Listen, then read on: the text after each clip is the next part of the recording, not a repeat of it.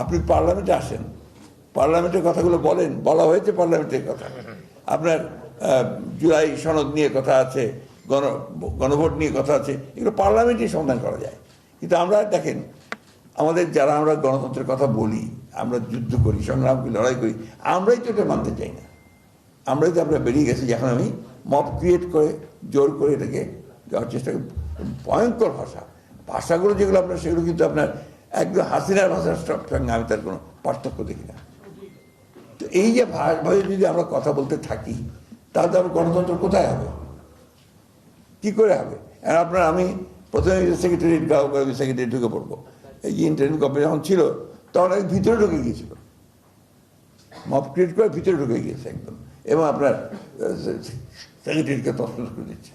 গত দিন আপনার প্রেসিডেন্টের একটা অনুষ্ঠান ছিল, প্রধানমন্ত্রী ছিলেন, একটা রাষ্ট্রের একটা অনুষ্ঠান, সেইখানে একটা বিশ্রী একটা ভুল হতে পারে, ভুল তথ্য থাকতে পারে, বিষয়টা নিয়ে কথা বলা যেতে পারে, কিন্তু তার জন্য একটা বিশ্রী একটা অবস্থা তৈরি করে in presence of the diplomats যে অবস্থা তৈরি করা হলো, এটা কখনোই আপনার গণতন্ত্রের জন্য উপযোগী নয়, এটা গণতন্ত্র হতে পারে না এভাবে।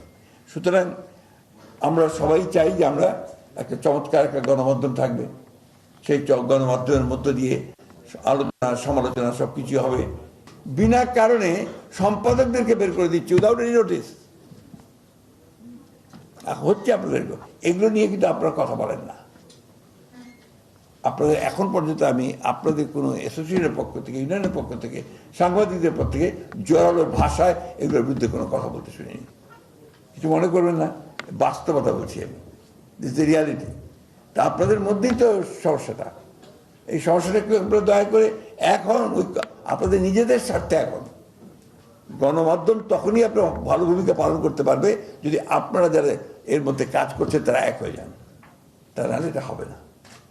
ওয়েজ বোর্ড নাই, কথা নেই, বার্তা নেই, বিদায় করে দিচ্ছে, ছাঁটাই করে দিচ্ছে, কোনো মিনিমাম কোনো স্যালারি নাই, তো এটা নিয়ে তো কোনো আন্দোলনও নেই, আপনাদের কথাও নেই।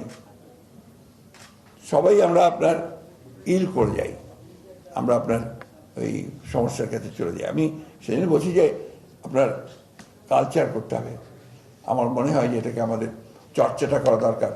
কারণ আর সরকার তো আপনার অলৌকিক জাদুর সেই আপনার চেরাগিনী হাতে, যে ঘষা দিল আর মুহূর্তে সব ঠিক হয়ে গেল।